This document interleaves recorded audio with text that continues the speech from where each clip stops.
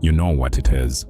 You're about to watch a movie, Avengers, Doomsday, for instance. You've seen the trailer.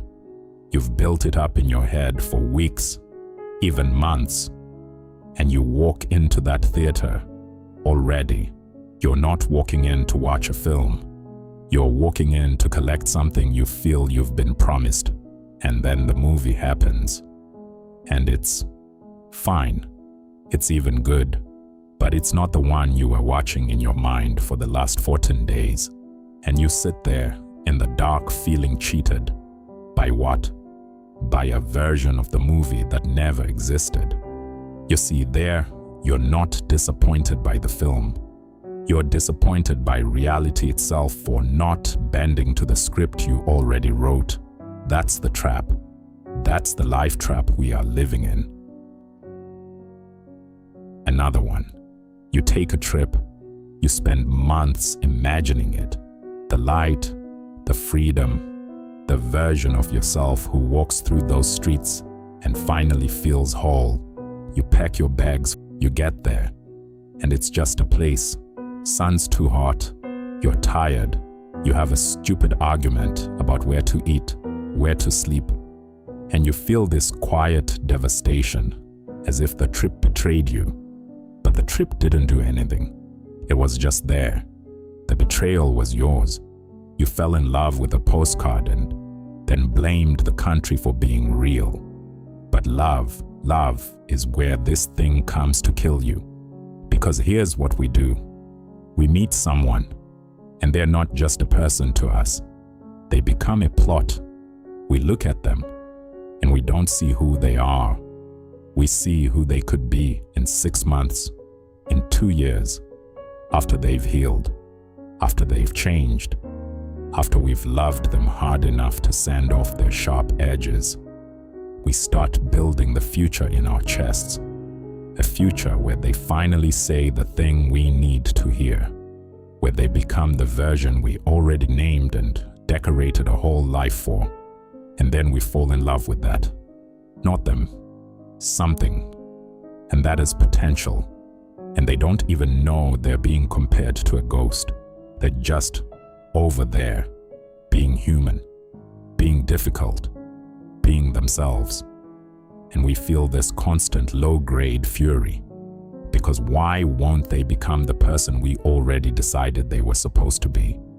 We were so positive, we radiated hope, we gave them our best energy, and they still stayed who they are. That's the part nobody tells you. You can be the most positive person on earth.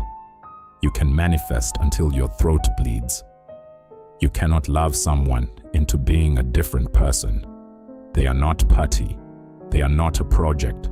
They are a stone with its own fractures, its own direction, its own stubborn will to remain exactly what it is.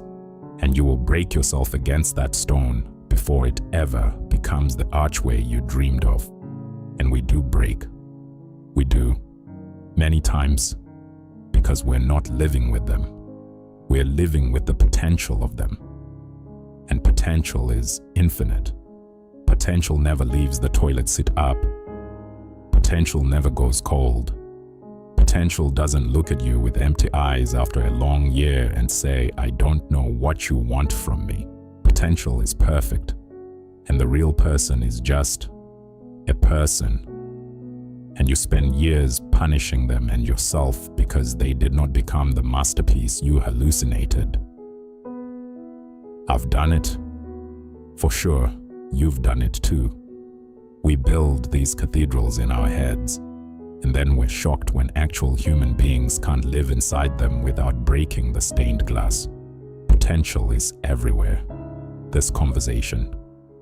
Right now, I already had a version of it in my head where I said everything so perfectly that it shattered something in you, and you walked away different. That version is still playing somewhere in my skull, and I have to kill it.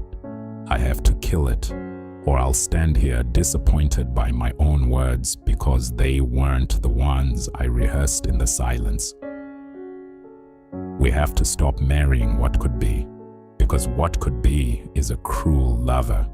It promises everything and delivers nothing. And then it leaves you alone with the actual person, the actual movie, the actual life, and whispers, "See?